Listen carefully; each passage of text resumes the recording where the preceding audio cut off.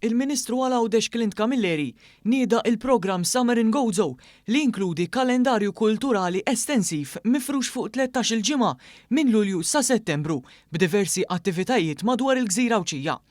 Dan il-programm intensiv jinkludi aktar minn 130 attività kulturali li varjaw minn dawk artistiċi, kulturali u festivals tematiċi.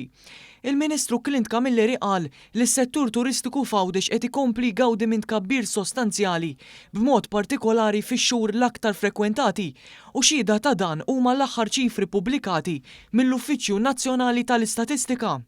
Minn żmien għal ieħor it-turiżmu qed ikun aktar f'saħħtu b'mod partikolari fix-shoulder months, però ovvjament irridu nibqgħu naraw li s-sajf ikun wieħed b'saħħtu, però sajf ukoll li attira turiżmu ta' kwalità u għal daqstant għalhekk qegħdin niffukaw ukoll fuq dawn l-attivitajiet kulturali sabiex nibdew ukoll nattiraw turiżmu li jħalli biex ngħidu hekk forsi aktar flus fl-ekonomija Awċija, turiżmu wkoll li jibqa' ikun wieħed b'saħħtu. Aktar minn hekk ukoll dawn l-attivitajiet ser ikunu b'mod ovvju attrazzjoni għal residenti lokali, attrazzjoni għal residenti Maltin. Il-programm Summer in Gozo jinsab kemm fuq il-website eventsingozo.com kif ukoll fuq l-app Events in Gozo.